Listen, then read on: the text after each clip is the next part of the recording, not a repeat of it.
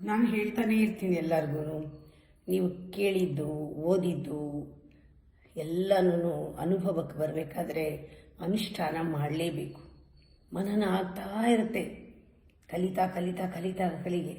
ಆವಾಗ ಯಾವಾಗಲೂ ನಿನಗೆ ಹೊಸ ಗುರಿ, ಹೊಸ ವಿಷನ್ನು, ಹೊಸ ಗುರಿ, ಹೊಸ ಭವಿಷ್ಯ.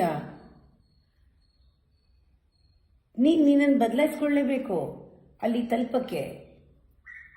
ಹಾಗೆ ನಮ್ಮಲ್ಲಿ ಒಂದು ಛಲ ಬಂದ್ಬಿಡುತ್ತೆ ಪಾಸಿಟಿವ್ ಆಗಿ. ನೀ ಯೋಚಿಸೋ ರೀತಿ ಬದಲಾಗತ್ತೆ, ನೀ ಭಾವಿಸೋ ರೀತಿ ಬದಲಾಗತ್ತೆ, ನೀ ನಡ್ಕೊಳ್ಳೋ ರೀತಿ ಬದಲಾಗತ್ತೆ, ನುಡಿಯೋ ರೀತಿ ಬದಲಾಗತ್ತೆ. ನೀನು ಕಾನ್ಷಿಯಸ್ ಆಗಿ ನಿನ್ನ ಅನ್ಕಾನ್ಷಿಯಸ್ನೆಸ್ನ ನೋಡ್ತಾ ಇರ್ತೀಯ. You're a witness to your unconscious state. ನಾನು ಎಷ್ಟು ಪೆದ್ದ, ನಾನು ಎಷ್ಟು ಫೂಲ್ ಅಂತ ಗೊತ್ತಾಗ್ತಾ ಇರುತ್ತೆ, ಅದು ಸರಿ ಹೋಗ್ತಾ ಇರುತ್ತೆ. ಯಾವುದು ಜ್ಞಾನೋದಯ? ನನ್ನ ಕತ್ತೆ ಅಂತ ಗೊತ್ತಾಗೋದಲ್ವಾ? ನಮ್ಮನ್ನು ಯಾವತ್ತೂ ನಾವು ಕಾನ್ಷಿಯಸ್ ಆಗಿದ್ರೆ ನಾವು ನಾಶ ಆಗಕ್ಕೆ ಬಿಡಲ್ಲ, ಬೀಳಕ್ಕೆ ಬಿಡಲ್ಲ. ಅದು ಆ ಜ್ಞಾನ ನಮ್ಮನ್ನು ಎತ್ತತ್ತೆ ಮೇಲ್ಗಡೆ. ನಾವು ಕಾನ್ಷಿಯಸ್ ಆಗಿದ್ದರೆ ಜಾರಕ್ಕೆ ಬಿಡಲ್ಲ ಅದು.